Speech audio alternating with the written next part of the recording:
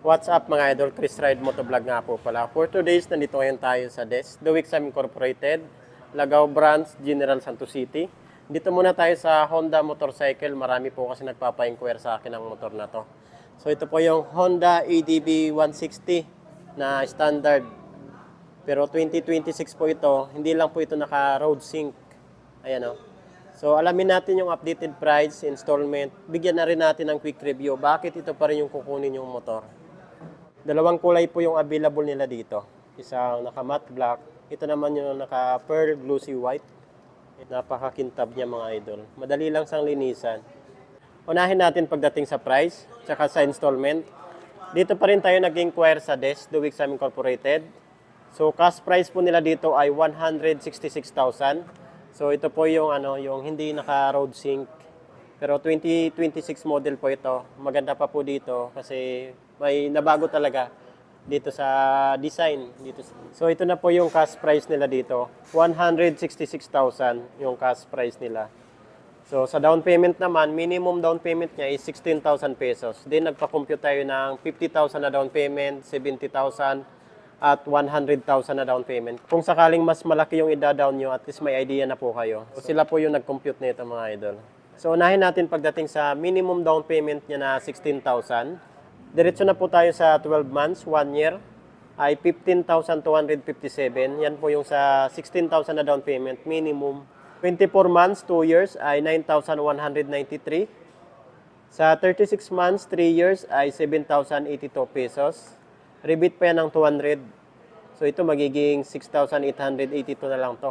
Okay na to mga idol. 16,000 yung ida-down nyo, meron na kayong ADB 160. So dito naman tayo sa mas malaki na down payment like ito, 50,000, 70,000 at 100,000. So ito na lang po yung sa 1 year niya. 12 months ay 11,921. Yan po. 12 months, 11,921. Then sa 24 months, 2 years ay 7,005 pesos. Sa 36 months, 3 years ay 5,366. Ayan po yung sa 50,000 na down payment niya. Ayan. So rebate pa yan ng 200. Yan may mga rebates pa yan na 200 pesos kung sakaling maaga po tayo magbayad. So ito naman po yung sa 70,000 na down payment niya. 70,000. Sa 1 year, 12 months ay 9,935. Diretso na po tayo sa 2 years, 24 months, 5,851. Sa 3 years, 36 months ay 4,490.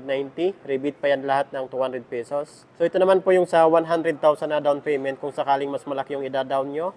Diretso na po tayo sa 1 year, 12 months ay 6,955. Ayan po. Sa 2 years naman, 24 months ay 4,121. Sa 36 months, 3 years ay 3,177. Rebate pa yan ng 200 pesos mga idol. So ito magiging 2,977 na lang to. Kasi naka-rebates pa man ng 200 pesos. Yun no. So mas mura talaga pag mas malaki yung ida-down nyo. Then sa mga freebies naman po nito, grabe, sobrang sulit. Free jersey, helmet, gasoline, TPL insurance, 3 years LTO registration. So yan, pagdating naman po sa design, mapapansin nyo parang wala lang talaga na bago. Pero tingnan nyo naman pag tinitigan nyo. So yung dito niya, ayan o, mayroon na po sa ditong edge. At napakaganda. Dagdag forma, parang mga pang ano na sa big bike yung design niya dito. Glossy black na po siya dito. Meron na po siyang paganon na. Ayan o. May tabas na siya yung kulay niya. Tapos yung formahan, grabe.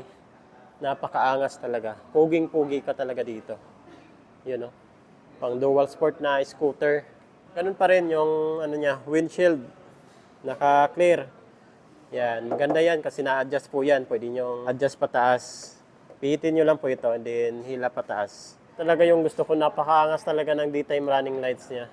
Ayan o. Yung dito. Wow. Tapos dito naman yung headlight niya. High beam, low beam. Tapos lagyan pa natin ng mga ilaw dito. Grabe. Angas talaga.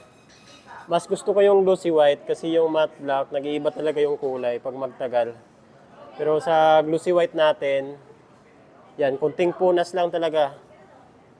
Tanggal agad yung mga dumi. May matte black po siya dito. Then sticker ng Honda Selectable Torque Control. Telescopic niya dito sa harapan. Ganun pa rin, medyo mataba siya. Napakasulit niyan. Front fender, ganito po yung design niya. Tapos malapad, pero ano siya, hard plastic na naka-matte black. Ganda ng telescopic talaga nito.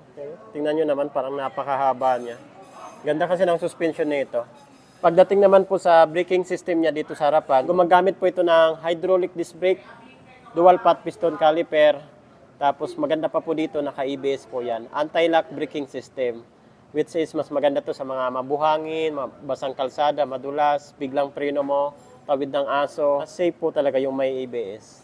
Then, yung display niya, naka-wavy type, maganda talaga. Tapos, matte black naman yung kulay ng kanyang mags. Size naman po ng gulong niya dito sa harapan ay 110 by 80, 14 inches po yung laki ng mags niya. Then, sa gulong naman niya, naka-dual sport. Ayan o. Maganda to kahit sa kalsada, pwedeng-pwede to, makapit talaga to mga idol. Maganda talaga yung design ng side profile niya. Yan o. Mas maangas na sa ngayon compare sa dati. So, sakyan naman natin. So, ganito po yung pormahan niya pag nasakyan nyo na. Grabe, ganda talaga. Malapad po yung handlebar niya, naka-naked type. You know? Wow, napakasulit talaga. Tapos dito naman yung brake niya sa likuran. Yan, maganda to. High beam, low beam na switch, horn, turn signal light. Mas maganda rin yung kanyang grip. Yan o. Dito naka-matte black yung tube niya dito ng kanyang handlebar. So sa right side, ito naman po yung idling system niya. Ayan. Hazard switch, electric start. Ayan. Pag nakasakay po kayo, pag mag-adjust kayo ng windshield, dudukutin nyo pa ganun. Tapos hihilain nyo, tapos angat. So isang kamay lang kasi yung gamit ko. Naman po yung pinaka-instrument panel gauge niya. Maganda kasi may cover na po siya dito. Para hindi nasisilawan ng araw against the light. Then dito naman po tayo nag-a-adjust. Ignition naman po nito. Maganda kasi naka-smart key, naka-keyless. So dito na rin po tayo nagbubukas ng ating upuan at sa fuel. Tingnan natin. Yun. Diba? Napakagaling. Tapos may lagayan sa ng cup ng ating gas tank cup. Ayan dito. Okay na okay. Malalim siya dito mga idol. Ito po yung pinaka-legroom niya. Mayroon po sa ditong malapad naman siya. Tapos malayo talaga. Tapos kung gusto niyo mag-relax, gaganon niyo lang yung paa niyo. Ganito kasi, ganito yung style niyo pag nagra-rides kayo, malubak. Grabe ang sakit niyan sa likod mga idol.